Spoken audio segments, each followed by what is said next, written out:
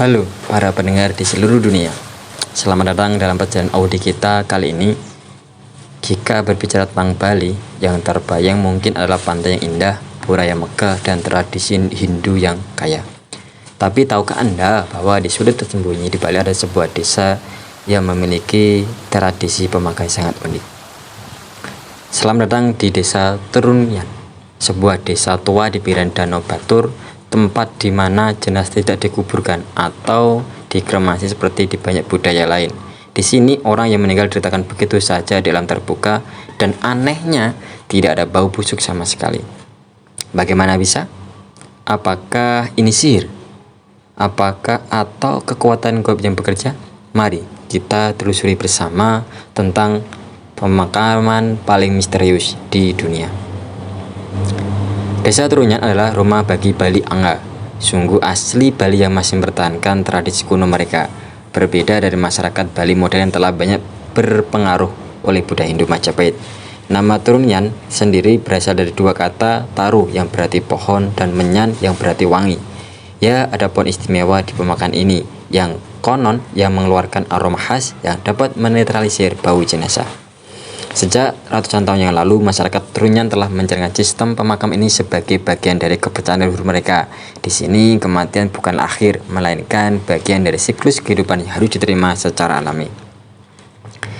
Di kebanyakan tempat di dunia, orang meninggal biasanya dikuburkan di dalam jenazah tanah atau dikremasi. Namun di pemakaman Trunyan, jenazahnya diletakkan begitu saja di bawah pohon taru menyan dalam sebuah sangkar bambu sederhana.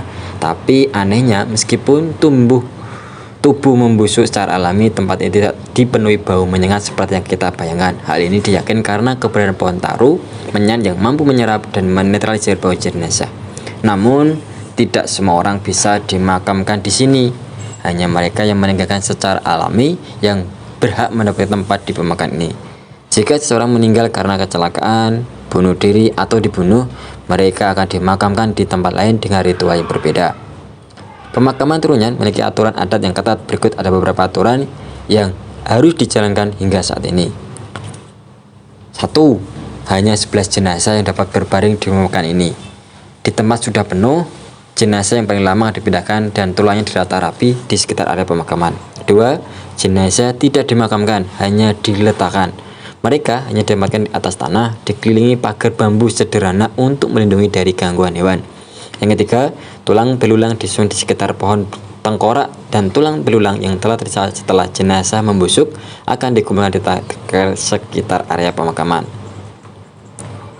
Sebagai salah satu tempat paling misterius di Bali, pemakaman Trunyan tidak lepas dari berbagai mitos dan cerita rakyat yang berkembang di masyarakat. Konon dahulu kala pohon taru menyan mengeluarkan aroma yang begitu kuat hingga tercium oleh kerajaan di luar Bali. Untuk melindungi desa dari gangguan orang luar, para leluhur desa Trunyan memutuskan untuk menjadikan tempat ini sebagai pemakaman agar bau pohon bisa tersamarkan dengan bau jenazah. Beberapa penduduk setempat percaya bahwa roh leluhur masih menjaga tempat ini. Oleh karena itu, siapapun yang berkunjung harus menjaga sikap dan menghormati adat yang berlaku.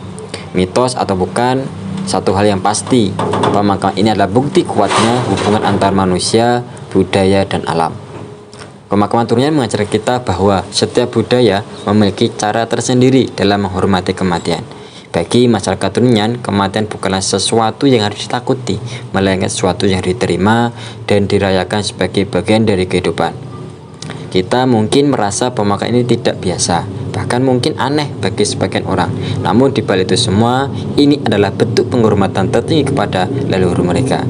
Bali bukan hanya tentang keindahan alam dan wisata modern, tetapi juga tentang tradisi kuno yang masih hidup hingga saat ini.